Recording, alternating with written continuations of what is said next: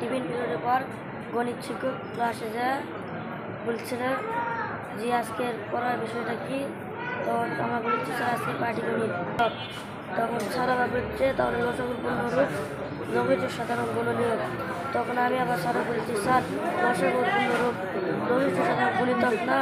তখন স্যার বলেছে স্যার পাটি আসে আবার বাড়ি মারে বলছে তুমি বেশি জানো লসাগুর পূর্ণরূপ লঘিষ্ঠ সাধারণ গুণনীয়ক। তখন আমি বলছি স্যার কালকে তো আমাদের প্রধান শিক্ষক আমাদের এইটাই বলে গেল।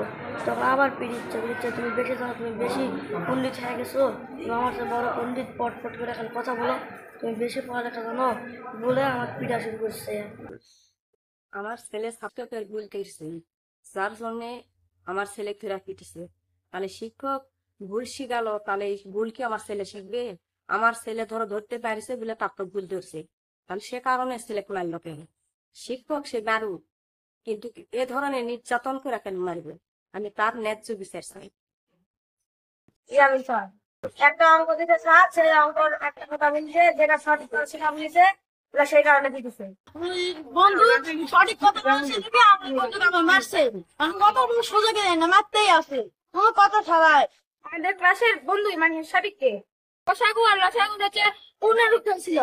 এখন হচ্ছে আমাদের স্যার মানে হচ্ছে স্যার এটা যায় আগের দিনে শিখাই আসে যেটা সেটা বলছে, বলার পরে স্যার বলছে না ওটা হবে না। বলার পরে স্যারেরা তো আমাদের বলছে যে তোমরা যেটা পারবে না সেটা আমাদের আমরা হচ্ছে 100টা শিখাই দেবো।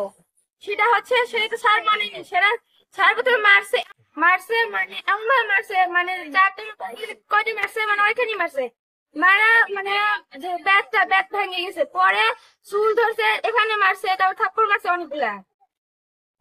বাচ্চাদের এই পরিস্থিতি দেখে বাচ্চা নিচে নামে আসতেছিল, আমি তাকে ডাকলাম, ডেকে কাছে গেলাম আর কি।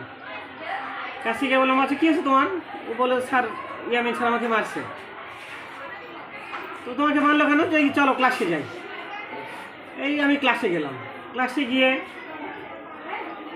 স্যার ক্লাসে আছেন, ক্লাস করাচ্ছেন। তখন বাচ্চারা বললো স্যার এই লসাগু বসুর অঙ্ক, এই অঙ্কটা নিয়ে একটা উত্তর দিচ্ছিল। ছেলে যেটা বলছিল সেটা ভুল বলছে বিধায় শিক্ষক বললো যে না তোমার এটা ভুল। শিক্ষার্থী বলছে না স্যার এটা সঠিক স্যার। এই নিয়ে একটু হওয়াতে স্যার নাকি ওই শিক্ষার্থীকে দুটো বাড়ি দিচ্ছে আর কি, মারছে। ছুটির পরে আমি শিক্ষকদের নিয়ে বসে বাচ্চার কথাটা সম্পূর্ণ শুনছি, স্যারের কাছ থেকে শুনছি। স্যারও সেটা স্বীকার করেছে, স্যার হ্যাঁ শিক্ষার্থী এরকম আচরণ করার কারণে আমি তাকে দুটা বাড়ি মারছি আর কি। তাদের সুন্দরভাবে কথা বলে স্যারদের সাথে একটা মত বিনিময় করে হাত ধরে মাপসাত করে আমি বাচ্চাদেরকে সুন্দর পরিবেশে বিদায় করে দিচ্ছি।